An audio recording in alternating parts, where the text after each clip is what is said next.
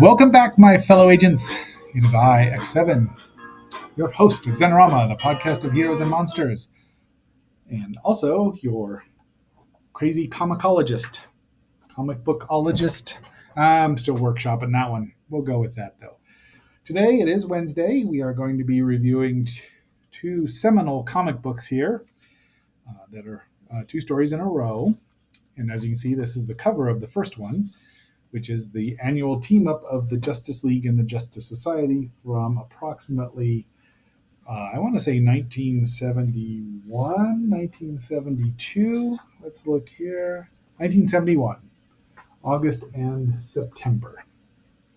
This is the second part, but it's the cover I had with me. Neil Adams drew the cover, and then they ruined it by adding Solomon Grundy, adding word balloons. As you know, I'm not a fan of word balloons. Before we get too much further into this wonderful series, well, it is a wonderful series. I love the Justice League and their counterparts from Earth 2, the Justice Society, even though Justice Society came first.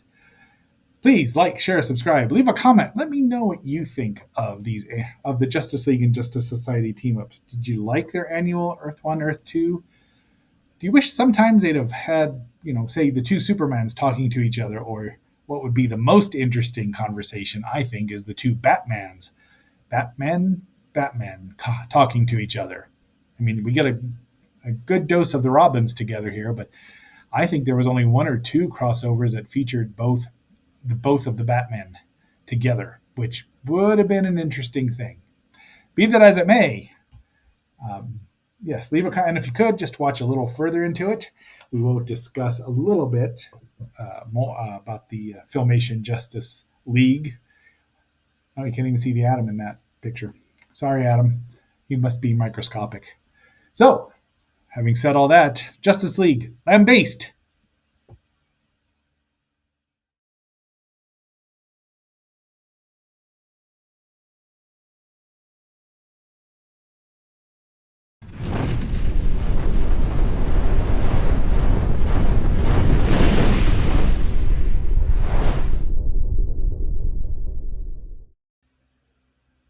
The Justice League of America, the combined might and power of the Man of Steel and the Cosmic Crusader, the Winged Avenger, and the King of the Sea, the Tiny Titan, and the Scarlet Streak, all working together for good against evil as the Justice League of America.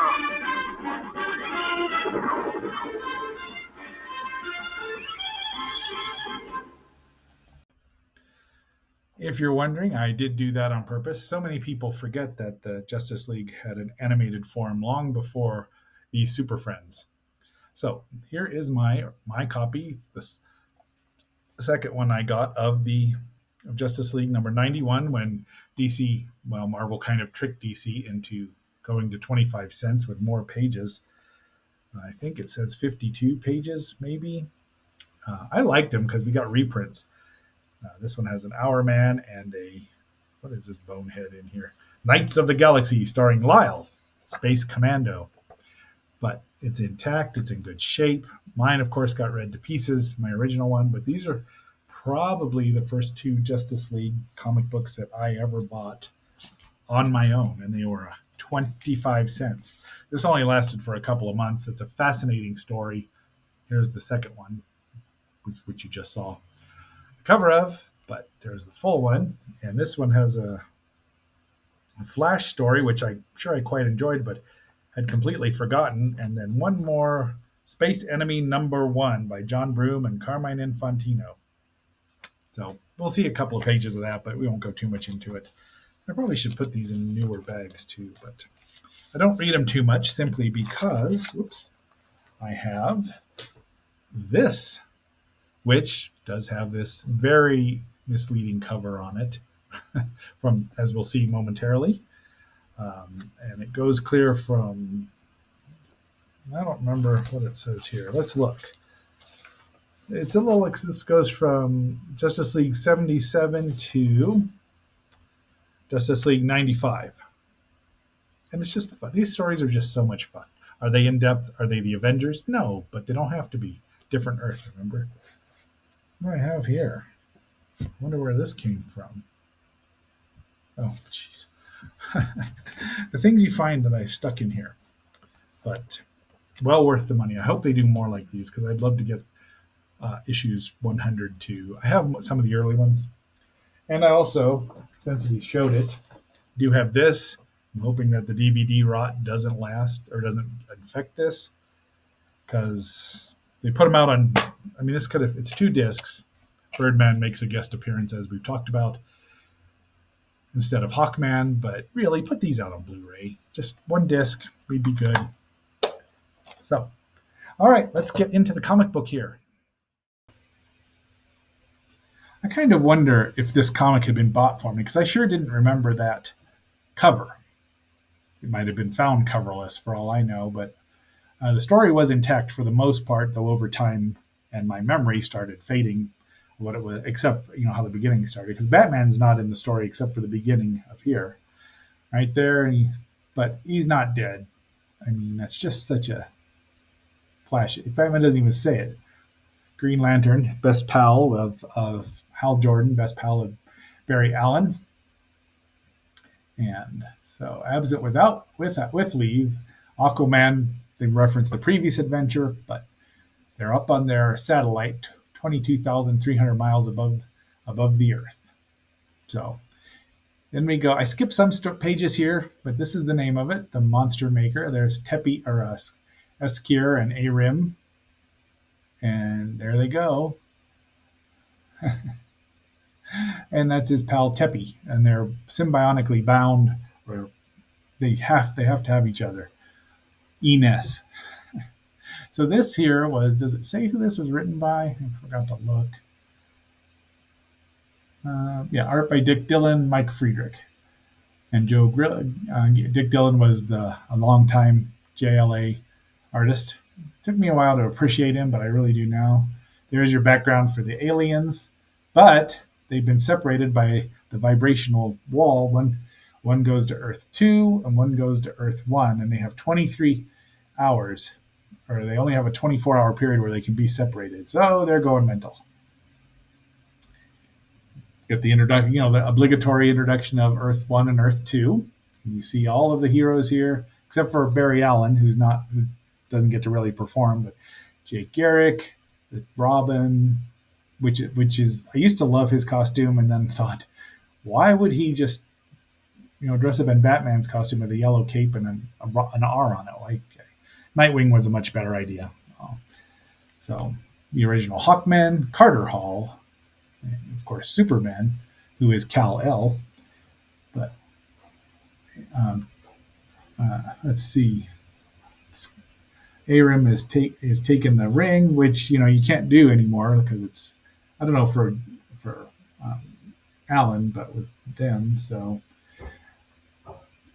I thought Robin was already full fledged leaguer, but they're treating him like just a substitute for Batman, who barely showed up after this. There were reasons we find out later.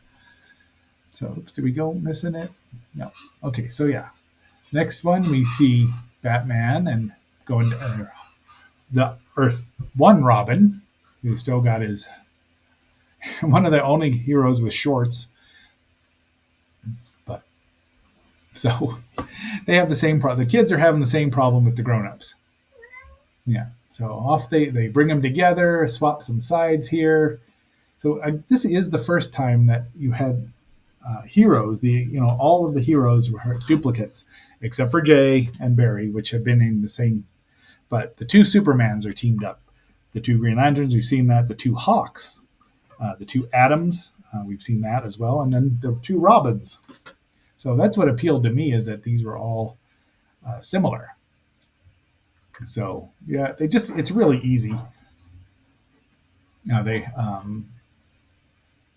so he wants the ring because he knows it can get him. There's Tepi, who's grown to a colossal size now, and he's got 5 heroes after him. 4.5 really, counting the Atom. But so he just beats the crap out of him, and they think he must So he probably got some yellow, either red sun radiation on him or he's absorbing his own power, so it makes him equal to the Superman. And so they do the they're now on Earth 2. Here's our semi-villain, Grundy, Solomon Grundy, macabre man thing. A little bit before both Swamp Thing and Man Thing, just a tiny bit. So Kid Colossus, so they the newcomers, yeah. So there we go. And Grundy's powered by magic, which Superman can take, harm Superman, not because he's vulnerable to it. That doesn't mean it's going to kill him like green kryptonite, but so this was my introduction to Solomon Grundy. So now and later on, now he's become the DC version of the Hulk, essentially, or Mister Fix It. But I mean, in the DC animated they did a great job with him, giving him a nice character arc. Yeah, so here, this is a short story. It says 22 pages, and that's probably about right. But we still got more, and he's about to see. There's our page, for the cover. Solomon Grundy, the one and only. So this is a demand classic. I don't know who demanded it. I don't even know anything about this, but it's got good artwork and it's melting. I just showed a couple pictures here, and Lyle and defeats him, the Master of Doom. Originally published Mystery in Space, 1952. So 20 years before this. Oh, also, I did want to keep this. Kirby was now working for DC. Now, did he own all this? I don't know. But it was a big deal when Kirby went to DC. Again, when he returned to DC, because he was there before he went back to Marvel for Fantastic Four. The thing I miss with the omnibus editions and collections is the actual mailroom, the letters to the editors. So I just really enjoy these. I wish I'd have written more. Got an Hourman story here. This was originally published in 1968. Oh, so that's a relatively new one. Spectre was revived and kind of put in this nebulous Earth 1.5, which has happened a couple of times. But he didn't kill Hourman. He's fine. Life restoring concoction. Yeah, Hourman. Let's take uppers the whole time. I know. There's the. I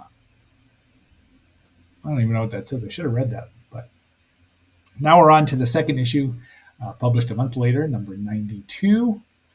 And I must have gone out of my way to find this because I had to find out what happened. Either that, or it seems like I got these in West Virginia. I might have found them. They had stores that would just keep comic books that you could find months worth of comic books. So maybe I found them there together. Once again, they ruin it with a word balloon, yeah. So I did like the beginning here. Imagine, we just saw them in the previous issue. Even two Robins. Of course, they don't say there were two Batman because that would be problematic. Because this Batman was married to Catwoman and living happily with Catwoman instead of eradicating crime and don't have time for that. Oh, I hate that. The one and only Dick Dillon. Yep, same people wrote it, Mike Frederick, and dedicated to Jerry Bales and Roy Thomas. So Julie Schwartz and Arthur. Yep.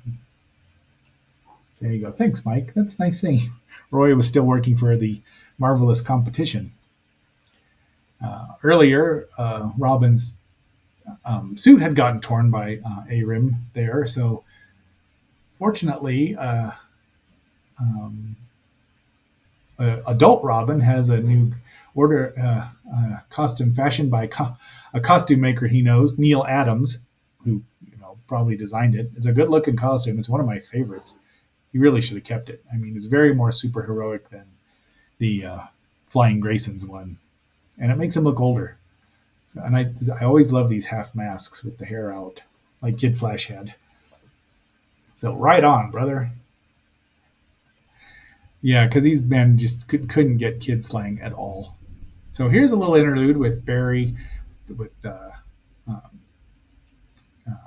Dinah. Well, this is still the Earth 2 Dinah Drake, who went to Earth 1 after her husband got killed before.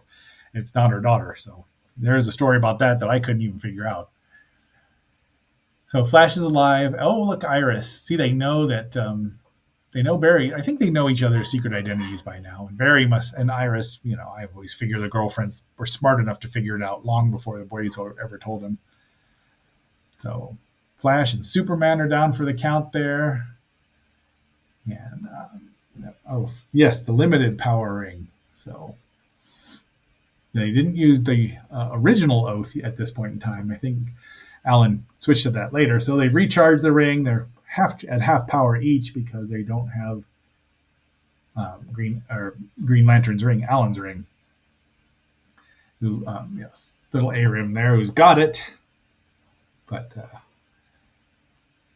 so they still haven't figured out what's going on. So more fighting, life contact. And then the Green Lanterns. Now Green Lantern and Solomon Grundy have been foes for ages, and I'm sure that this surprised his dead brain when he saw two Green Lanterns. So it's just hilarious. I wonder what went through his brain when he saw that. Like, ah. So they encased him in here, can never break out of, except that he can't and will, because wouldn't it dissolve? I mean, fast and loose with continuity constantly. So now they figured out. Look, the Robins have.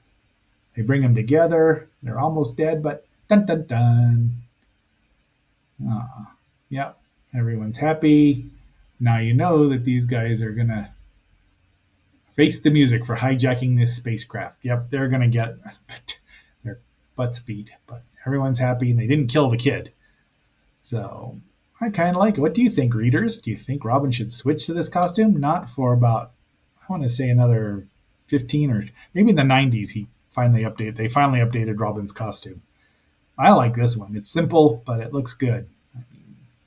I would have kept it. And then we go to the tease for next week, or next month, pardon me, which I never read for years till much later. And so there's the mailroom there. Kathy, all sorts of people writing in there. And then we get a Flash reprint from 1966, right after the JLA had formed, and the Flash gets zapped into turning into all of the heroes at the time not all of them, but a lot of them. But you'll have to read it if you want to find out. We're just showing it. But he works his way out and wins. Professor Ivo? Oh, we'll hear from Professor Ivo again. Can you say Amazo? Look at this one. That's probably a Jim Aparo one or a Neil Adams one, but no word balloon. Nope. Then we go to Space Enemy Number 1. So this was from 1956. Once again by Carmen Infantino and story by, as we talked about earlier. But we just have there, look, frog. That guy looks like a frog. But we'll never find out. And Lois Lane Giant. And never got into the whole, if you look at the GD Explanations episode, look for the GD Explanations episode of Lois Lane coming up in the near future. And there's your, order this, a boomerang. And you can learn karate and jujitsu and have unagi, the X-ray specs. I'm going to have to go dig that book out. So, and there's the Neil Adams original drawing. Look at how impressive that is without the word balloons. Yeah, it's not horrible, but I think it's better without. And Neil Adams is a wonderful artist. So tomorrow we will be seeing, of course, the next 3 episodes of Land of the Lost Season 2. And that'll be it for us today. So until our next assignment, tomorrow, with dinosaurs, this is X7 signing off.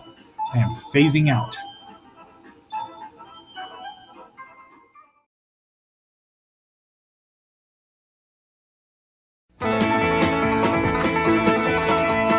Marshall, Will, and Holly on a routine expedition met the greatest earthquake ever known.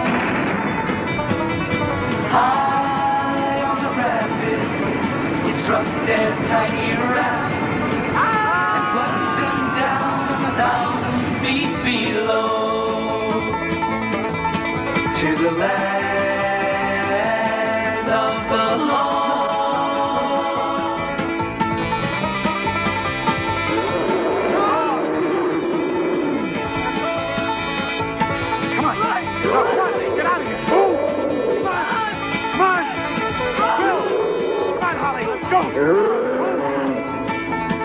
to the land.